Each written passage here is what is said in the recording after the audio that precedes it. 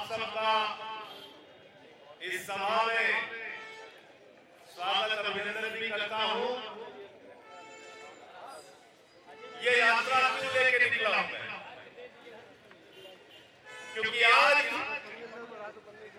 उत्तर प्रदेश के सामाजिक हालात अच्छे नहीं हैं। उत्तर प्रदेश में देश में जिस तरह से नफरत का बीज बोया जा रहा है वो इस मुल्क के लिए अच्छा नहीं है, इस मुल्क के भाईचारे के लिए अच्छा नहीं है, गंगा जमुनी तहजीब के लिए अच्छा नहीं है। इसलिए मैं यात्रा लेके निकल रहा हूं। आज नफरत की बुनियाद पर हिंदुस्तान को बनाने की कोशिश की जा रही है और मैं बार बार कहता हूं, नफरत जिस घर में होगी वो घर आगे नहीं बढ़ सकता, जिस गांव में होगी वो गांव आगे नहीं बढ़ सकता, जिस शहर में होगी वो शहर आगे नहीं बढ़ सकता, जिस राज्य में होगी वो राज्य आगे नहीं बढ़ सकता, जिस देश में होगी वो देश आगे नहीं बढ़ सकता। तो नफरत जो एक बीमारी है, जो एक कोढ़ है, उस बीमारी का सफाया हम लोगों को करना है।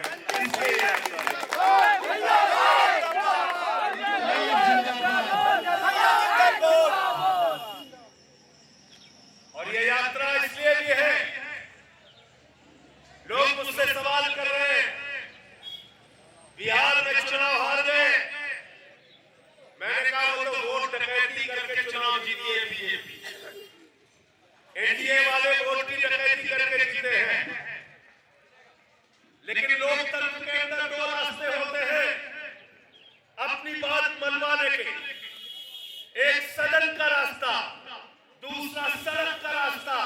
अगर सदन के रास्ते में भारतीय जनता पार्टी और एनडीए ने बेईमानी करके जगह पा ली है तो हम सड़क से संसद तक आवाज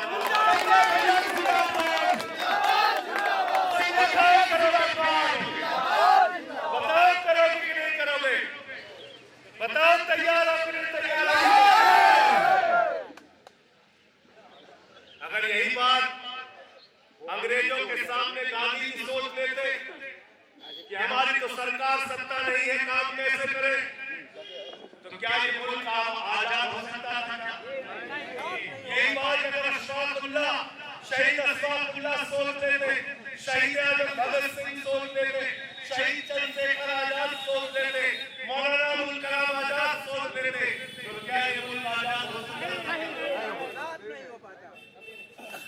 और अगर दलितों, पिछड़ों, शोषितों, वंचितों के लिए बाबा साहब ने ये सोच के संघर्ष नहीं किया होता कि अरे भाई हमारी तो सरकार सत्ता नहीं है, हम क्यों आवाज उठाएं, तो क्या इस देश के दलितों, पिछड़ों, शोषितों, वंचितों को अधिकार मिल पाता? क्या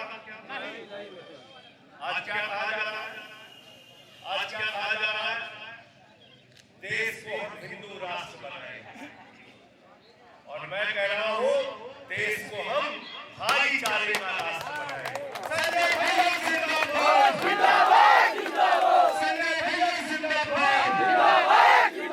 देश को हम एकता का राष्ट्र बनाएंगे, देश को हम मोहब्बत का राष्ट्र बनाएंगे, इस देश को 144 करोड़ लोगों का देश बनाएंगे, इस देश को हिंदू, मुस्लिम, सिख, ईसाई सबका देश बनाएंगे, अगले पिछड़े दलित सवर्ण सबका देश बनाएंगे।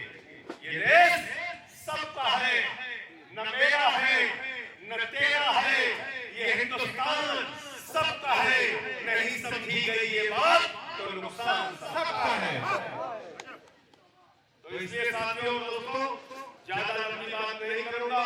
अपने मोहब्बत को, अपने भाईचारे को, अपनी एकता को कायम रखिए और इस देश की तरक्की में अपना योगदान देते रहिए। कदम कदम मिलाए जा, खुशी के गीत गाए जा, ये जिंदगी है कौम की तो कौम पे गाए जा।